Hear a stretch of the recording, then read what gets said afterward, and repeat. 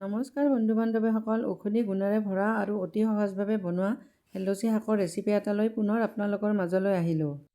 সেয়ে ঘৰতে হোৱা হেলচি শাকখিনিৰ পৰা দীঘল দীঘল ঠাৰিৰে সৈতে মই এমুঠিমান ছিঙি আনিলোঁ। তাৰপিছত ছিঙি অনা শাকখিনি মই পৰিষ্কাৰ কৰি ধুই ল'লোঁ।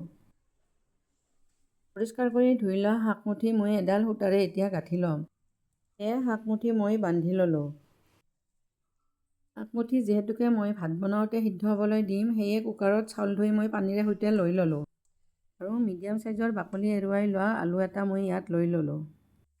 আৰু লগতে বান্ধি লোৱা শাকখিনিও মই ইয়াত লৈ ল'লোঁ। প্ৰয়োজন অনুযায়ী পুনৰ মই ইয়াত অকণমান পানী ল'লোঁ। আৰু ঢাকনি মাৰি গেছত উঠাই দি মই হুইচেল আহিবলৈ দিলোঁ। এটা হুইচেল মৰাৰ পিছত মই কুকাৰটো নমাই লৈ ইয়াত পুনৰ এটা কেৰাহী উঠাই দিলোঁ। কেৰাহীটো গৰম হোৱাত ইয়াত অকণমান সৰিয়হৰ তেল লৈ মই ইয়াত ধুই লোৱা এমুঠিমান নৰসিংহৰ পাত ল'লোঁ। তাৰপিছত নৰসিংহৰ পাতখিনি মই লৰাই মচমচীয়া হোৱালৈকে ভাজি থাকিলোঁ। নৰসিংহৰ পাতখিনি মচমচীয়া হৈ অহাত মই গেছৰ ফ্লেমটো অফ কৰি ল'লোঁ। তাৰপিছত মিডিয়াম চাইজৰ পিঁয়াজ এটা মিহি মিহিকৈ কাটি লোৱাৰ লগতে দুটা কেঁচা জলকীয়াও মই কাটি ল'লোঁ। কুকাৰৰ হুইচেলটো যোৱাৰ পিছত ইয়াৰ পৰা মই শাকখিনি আৰু আলুটো উলিয়াই ল'লোঁ। তাৰপিছত শাকখিনি বান্ধি লোৱা সূতাডাল মই খুলি ল'লোঁ।